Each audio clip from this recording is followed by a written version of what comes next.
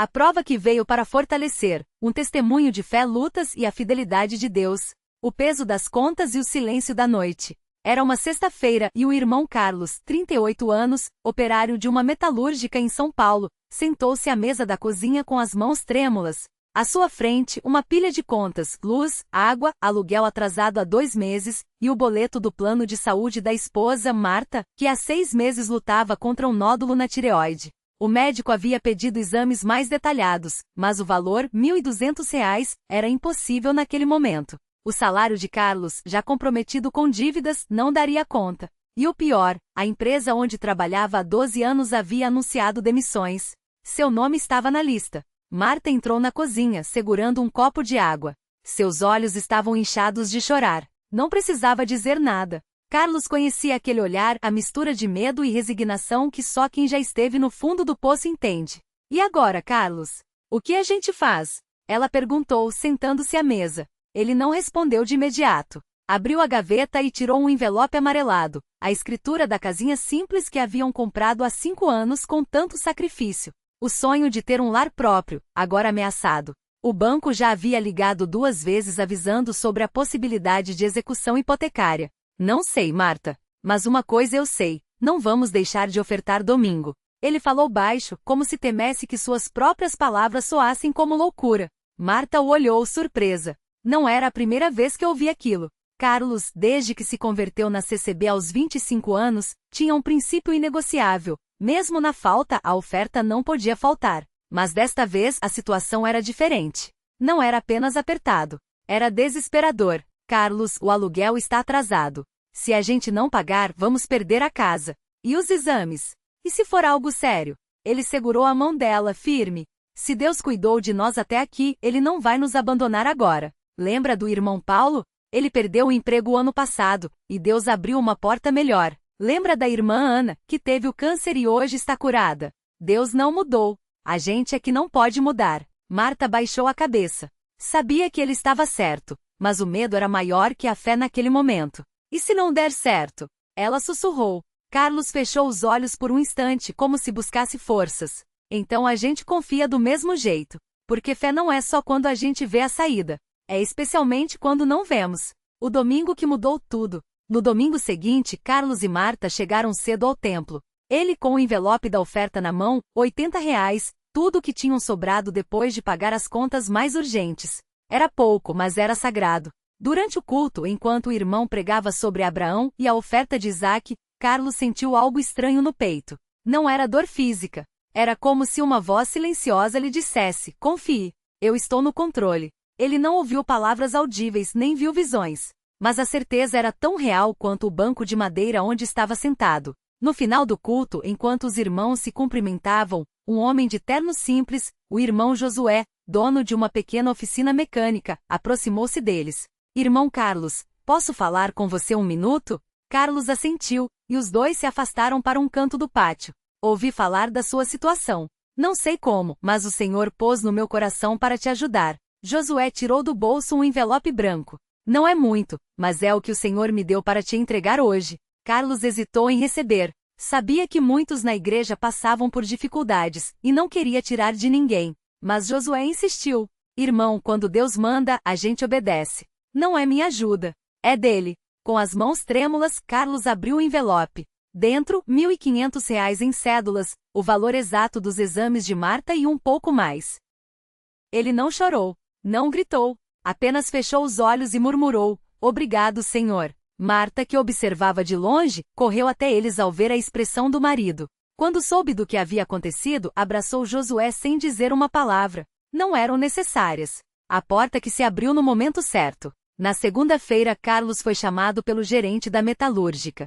Carlos, sinto muito, mas a demissão é inevitável. A empresa está reduzindo custos. Ele ouviu em silêncio, sem reagir. Já esperava por aquilo. Mas antes que saísse do escritório, o gerente acrescentou. Porém, o irmão do dono da empresa, que tem uma fábrica de móveis, está precisando de um encanador experiente. Ele me pediu para indicar alguém de confiança. Se você quiser, posso passar seu número. Carlos quase não acreditou. Encanação era justamente sua segunda profissão, aprendida com o pai quando jovem. Claro que quero, senhor. Obrigado. Na mesma tarde recebeu a ligação. O salário não era tão alto quanto o da metalúrgica, mas era suficiente para cobrir as despesas e ainda sobrar um pouco. E o melhor, o horário era mais flexível, permitindo que ajudasse Marta nos dias de consulta. Aprovação que veio para fortalecer a fé, mas Deus não havia terminado sua obra na vida deles. 2 meses depois, enquanto Marta fazia os exames de rotina, o médico a chamou para uma conversa séria. Senhora Marta, o nódulo cresceu. Precisamos fazer uma biópsia. O coração dela gelou. Câncer! A palavra ecoou em sua mente como um trovoada. Carlos, ao saber da notícia, sentou-se no sofá da sala e abriu a Bíblia em Salmos 23. Ainda que eu ande pelo vale da sombra da morte, não temerei mal algum, porque tu estás comigo. Ele leu em voz alta. Marta, sentada ao seu lado, chorava baixinho. E se for maligno, Carlos? E se eu não conseguir? Ele fechou a Bíblia e a olhou nos olhos. Se for, a gente vai lutar. Se não for, a gente vai agradecer. Mas uma coisa é certa, Deus não nos deixou até aqui para nos abandonar agora. Você lembra quando a gente se batizou? Quando a gente recebeu o Espírito Santo? Aquilo não foi só um momento. Foi uma aliança. Deus está do nosso lado. Eles começaram um jejum de 21 dias pedindo a Deus por misericórdia. Todos os dias antes do trabalho, Carlos ia ao templo orar. Marta, mesmo com medo, continuou frequentando os cultos, mesmo quando a fraqueza física a deixava exausta. Os irmãos da igreja se uniram em oração. A irmã Raquel, que havia superado um câncer de mama, visitava Marta semanalmente levando palavras de ânimo. O irmão Pedro, cooperador, organizou uma campanha de oração nas casas dos membros. O dia da resposta. Após 3 semanas de espera, chegou o dia dos resultados. Carlos e Marta entraram no consultório de mãos dadas.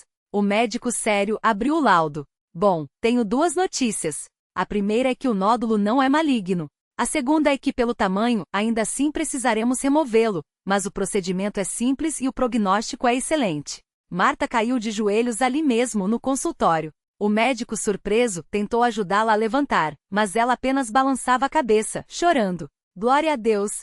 Glória a Deus! Carlos agradeceu ao médico e, ao sair, tirou o celular e ligou para o irmão Josué, que havia orado tanto por eles. Irmão, Deus ouviu nossas orações. Não é câncer. Do outro lado da linha, Josué chorou de alegria. Eu sabia, irmão. Eu sabia que Deus não ia nos decepcionar. A multiplicação da bênção. Mas a história não terminou aí. 1 mês depois da cirurgia de Marta, que correu bem, sem complicações, Carlos recebeu uma ligação inesperada. Irmão Carlos, aqui é o irmão Mateus, da congregação de Osasco. Ouvi falar do seu testemunho e gostaria que você viesse compartilhar conosco no próximo culto. Acredito que vai abençoar muitos irmãos que estão passando por provas. Carlos, a princípio, hesitou. Não era de falar em público e achava que sua história era comum demais. Mas Marta o encorajou. Se Deus usou você para abençoar a gente, por que não deixar Ele usar você para abençoar outros? Ele aceitou. No culto em Osasco, Carlos subiu ao púlpito com a Bíblia na mão e o coração acelerado. Não tinha um sermão preparado, apenas seu testemunho. Irmãos, eu não sou ninguém especial. Sou só um homem que decidiu confiar em Deus mesmo quando tudo parecia perdido. Não foi fácil. Teve noite que eu chorei, que eu duvidei. Mas uma coisa eu aprendi: Deus não nos promete uma vida sem sormos, mas promete ser nosso refúgio na storm. Ao final, 5 pessoas se levantaram, pedindo oração por situações semelhantes: desemprego, doenças, dívidas. Uma delas era um jovem de 22 anos, Lucas, que havia se afastado da igreja depois que seu pai, também membro da CCB, faleceu de infarto. Eu pensei que Deus tinha me abandonado, Lucas confessou com lágrimas nos olhos. Mas ouvindo o irmão Carlos, eu vi que não era Deus que tinha me deixado. Era eu que tinha deixado ele. Naquela noite, Lucas se arrependeu e voltou para a igreja. 2 meses depois, ele se batizou nas águas, e hoje é um dos jovens mais ativos na congregação, ajudando na evangelização de outros rapazes que, como ele, haviam se afastado. A lição que ficou. Hoje, 3 anos depois daqueles dias difíceis, Carlos e Marta servem na obra do Senhor de forma mais ativa. Carlos ajuda na manutenção do templo e visita irmãos doentes. Marta participa do coral e dá aulas de costura para mulheres da comunidade.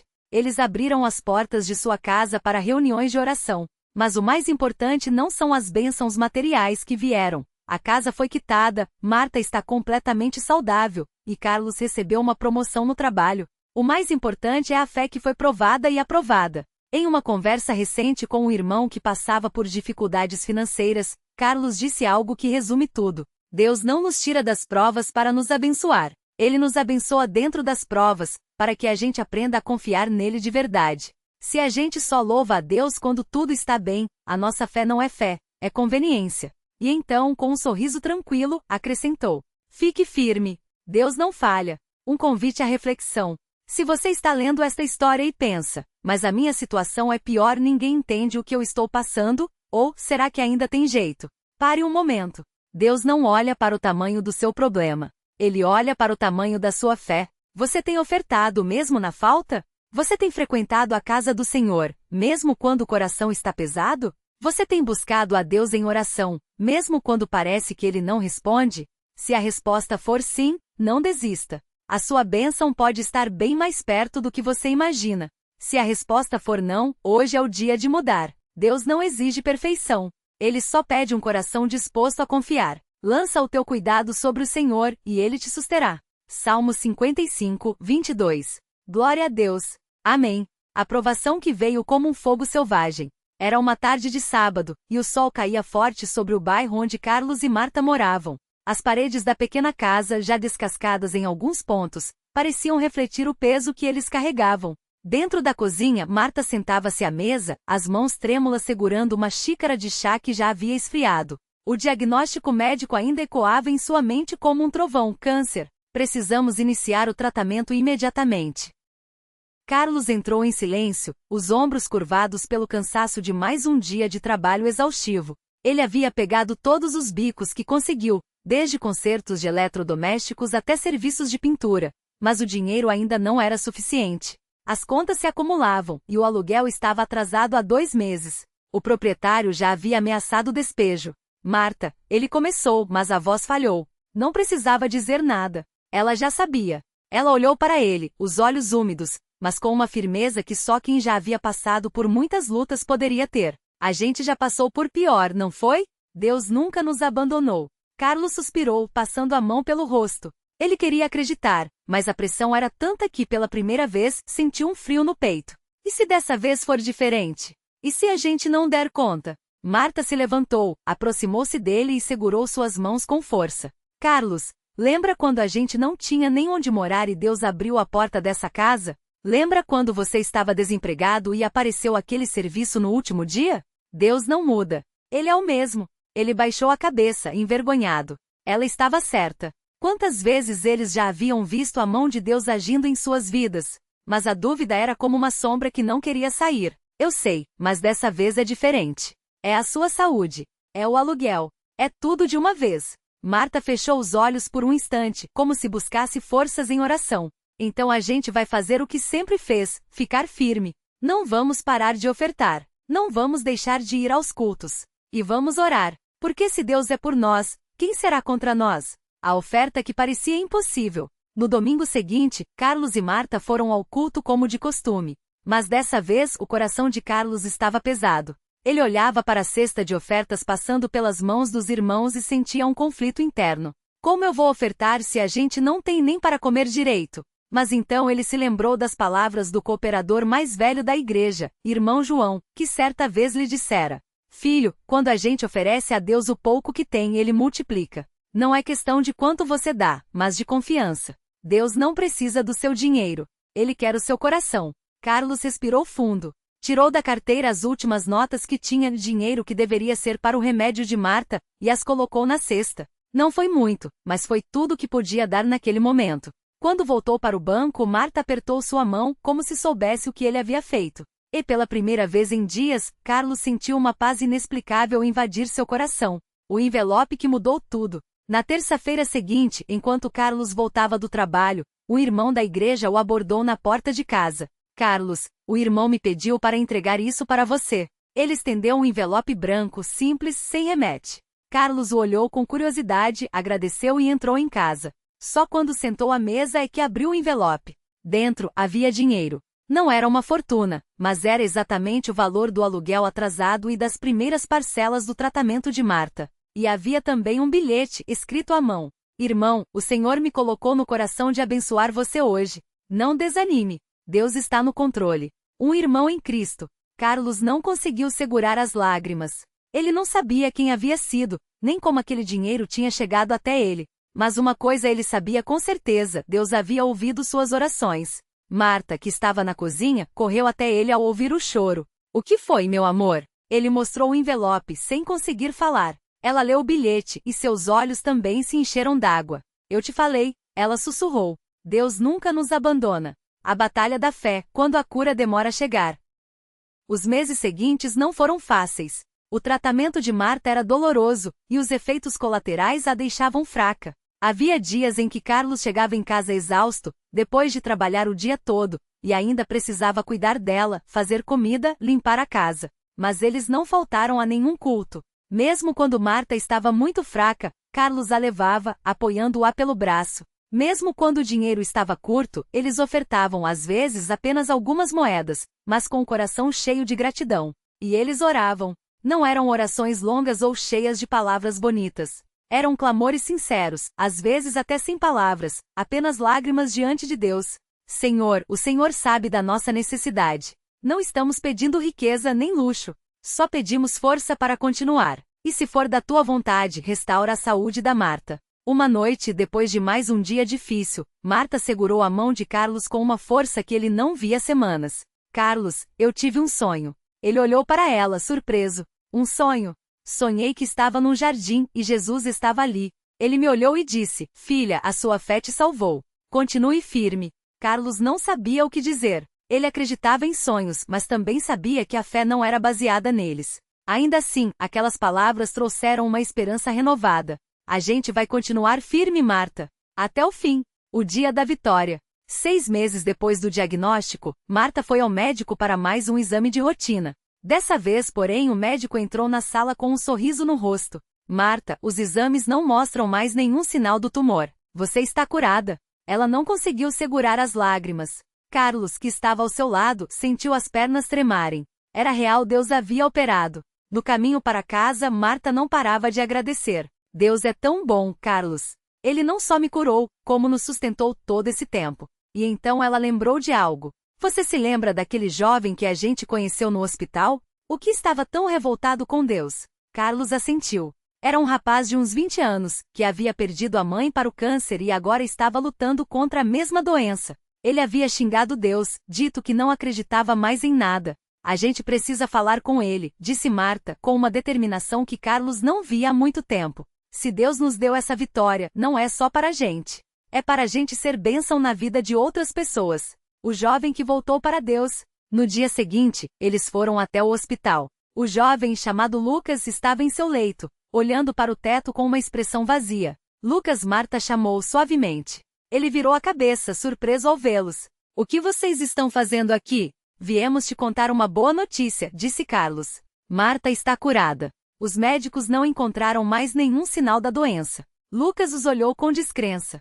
Sortudos. Não é sorte, Marta respondeu, sentando-se ao lado da cama. É Deus. Ele nos sustentou em todo esse tempo. E ele pode fazer o mesmo por você. Lucas riu amargamente. Deus? Onde ele estava quando a minha mãe morreu? Onde ele estava quando eu descobri que também tinha esse câncer? Marta não se abalou. Ele estava onde sempre esteve, ao seu lado. Mesmo quando você não sentia. Mesmo quando você o xingou. Ele nunca te abandonou. Lucas baixou a cabeça. As palavras dela o atingiram como uma flecha. E se eu não mereço? Carlos sorriu. Ninguém merece. Mas Deus não olha pro que a gente merece. Ele olha pro que Jesus fez por nós na cruz. Ele só quer que a gente volte para ele. Houve um longo silêncio. Então, Lucas começou a chorar. Eu não sei como orar. A gente te ensina, disse Marta, pegando sua mão. E ali mesmo, no quarto do hospital, entre lágrimas e palavras quebradas, Lucas orou. Não foi uma oração perfeita. Foi um clamor de um coração quebrantado que finalmente se rendia.